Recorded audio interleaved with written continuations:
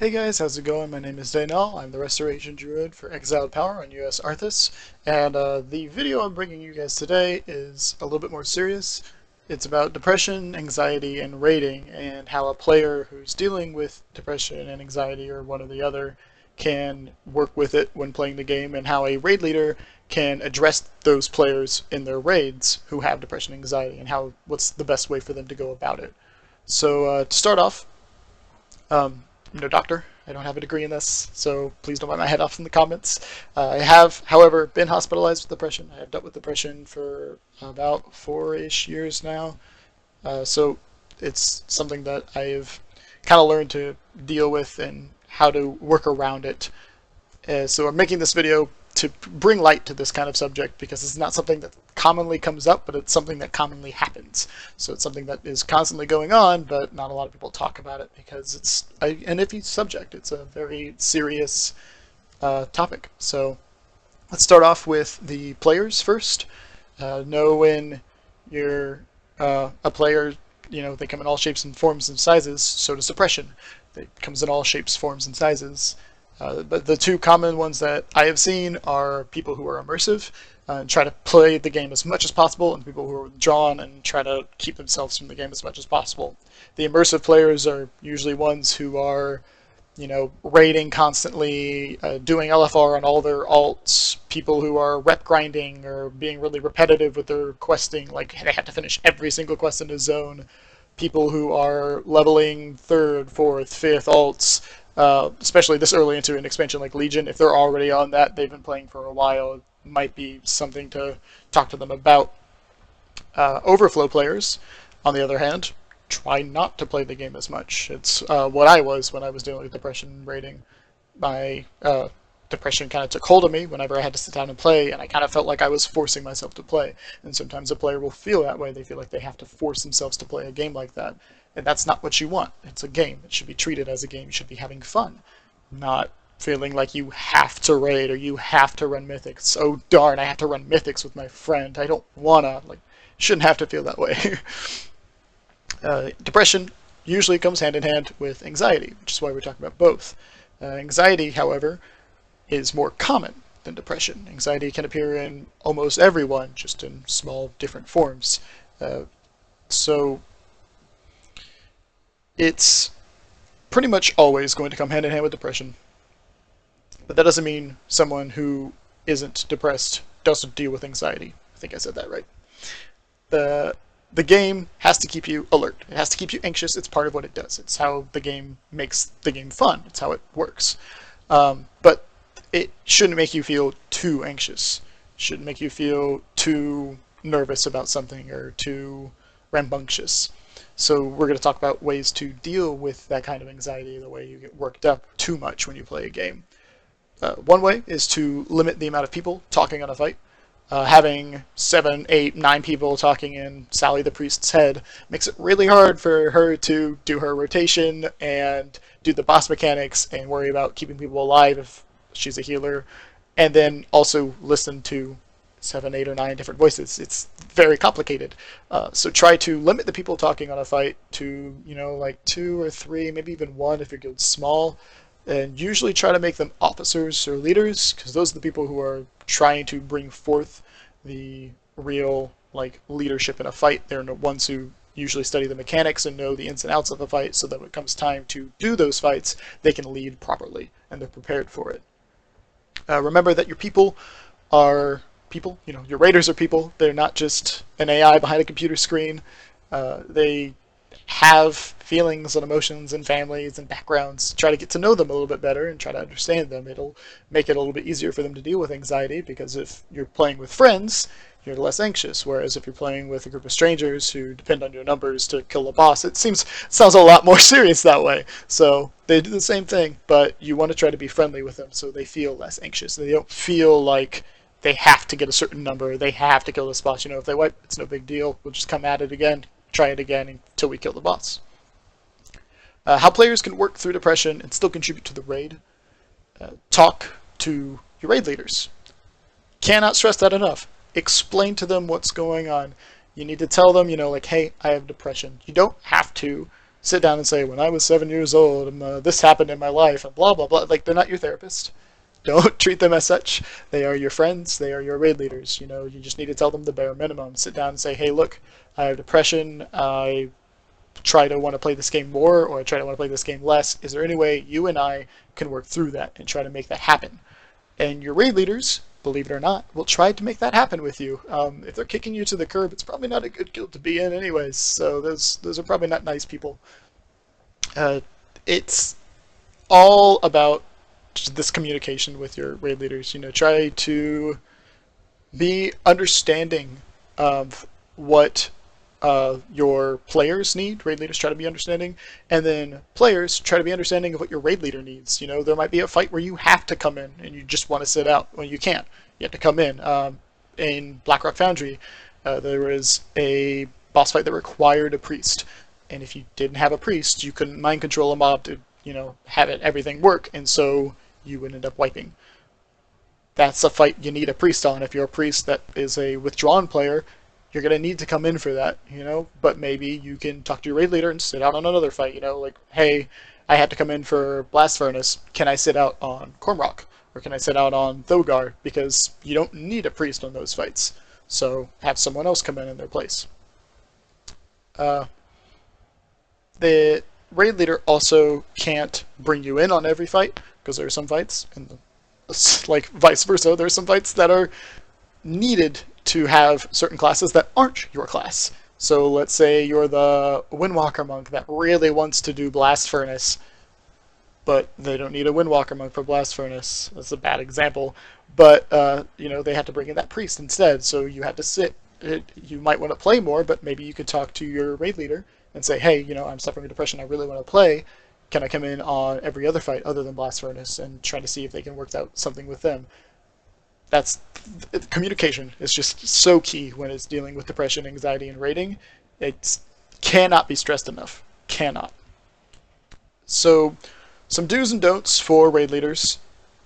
Dealing with players who have depression, anxiety, you have to remember that you're trying to move your team as a whole forward. So whether you're a PvP guild that's really trying to get like the next, like the highest season rankings with your group or whatever, you're a guild that's doing heroic and trying to push to get into mythic, or you're a mythic group that's trying to kill that next boss, you know, you're doing so as a team. You don't have one person that just pulls everything for you and does it, you know, like pulls numbers and pulls the healing, and it doesn't happen like that. It's a team effort. But you have to remember, teams are comprised of individuals, so you need to try to really get to know them and not tune them out. You know, a lot of times I've been in guilds before where people will just like forget, like, oh yeah, we're missing the mage this week. I totally forgot because the mage doesn't talk. Like, try to get to know the mage. You know, maybe that if you knew the mage more, they would talk more. Try to understand that they're people in this game too, and you need to treat them as such. They're not just an AI.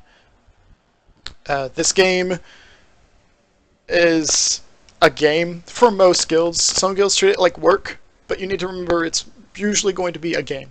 So don't treat it like work. It shouldn't be work. You know, try to a guild leader or a raid leader needs to try to realize that they can't just demand people to show up.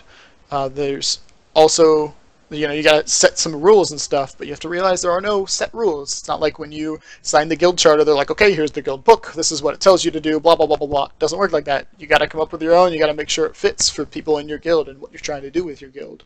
Exiled Power is a pretty good, you know, rule system kind of worked out there.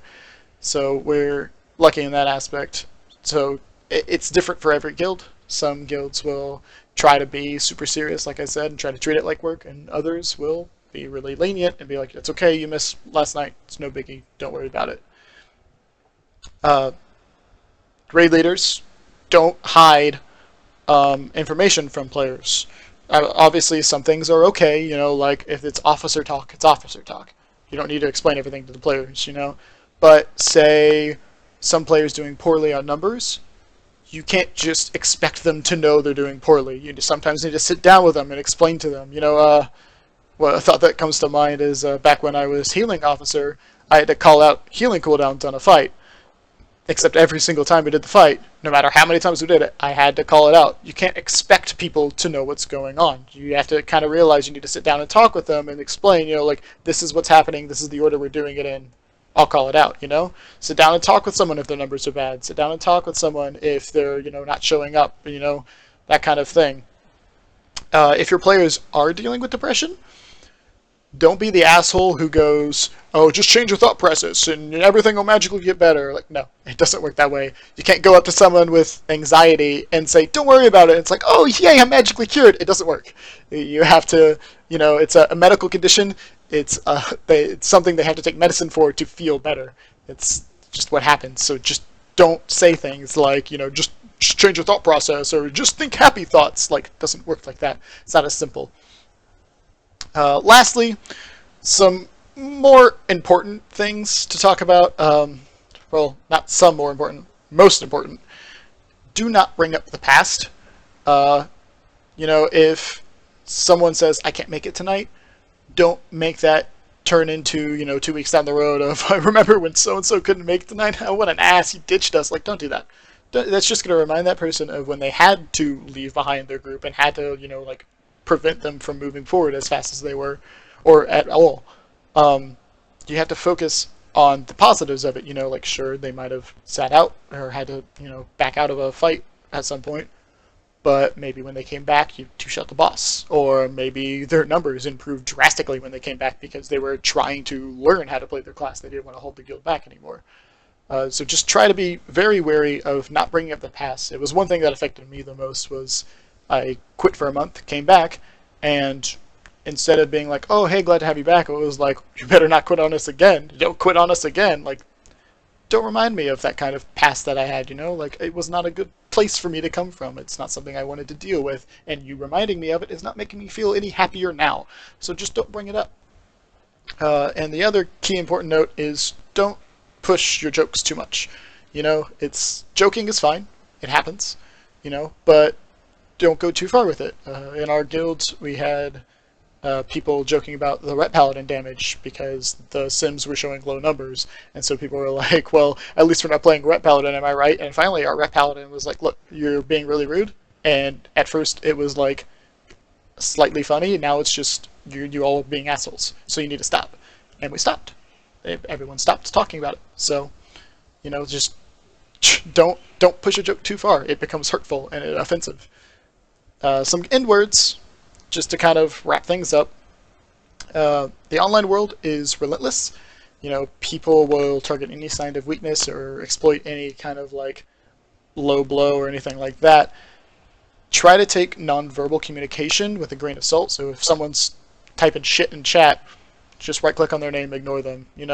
I'm very guilty of it myself. When someone's like, "Oh my God, this person's bad," it's like, no, I'm not. I'm doing the right thing. Like, I try to call them out back. Like, don't do that. Just right-click their name, hit ignore, and move on. Because when someone types out like that, it triggers you. You feel like you have to fight back. So don't. You don't have to fight back. You can just right-click their name, ignore, and move on with your life. Usually that happens in a heroic dungeon or a mythic dungeon, and it's like you're doing one dungeon with these people, and then you're done. You see them for 30 minutes or 20 minutes, and then you're done. Move on. Some positives. World of Warcraft is a MMORPG. It's a massively multiplayer online game. It's a very social game. Try to build a group of friends or bring your group of friends into WoW. I know recently this year I think I've gotten 3 or 4 of my friends to start playing WoW. So you try to just build your own little social network inside WoW that you can group. Exiled Power is a great social network. I'm pretty sure everyone in Exiled Power is pretty comfortable with everyone else inside of Exiled Power. Even people who are new come in and they feel really welcome. They're like, wow, this is a great guild. I can't believe that everyone's so laid back and relaxed. So try to find the right group and try to find the right people and make it a social game. Because you shouldn't be taking on this game alone. It's an online multiplayer game. Don't go at it alone. It's not very fun. I've had friends tell me they tried to play this game by themselves and they just got bored of it. It's like, yeah, because you played by yourself. I'd get bored of a game that was this massive if I played by myself as well. It would just become very dull. So I think that's all I've got to say for you guys.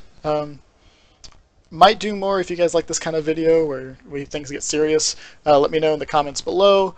I will be making more videos for you guys here soon. I had some issues with internet and computer stuff, so I was kind of being held back from that. But everything is fixed now, so I will bring more videos for you guys about other things and whatnot. So my name is Daenall. I am the Restoration Druid for Exiled Power on US Arthas, and I will see you guys in the next video.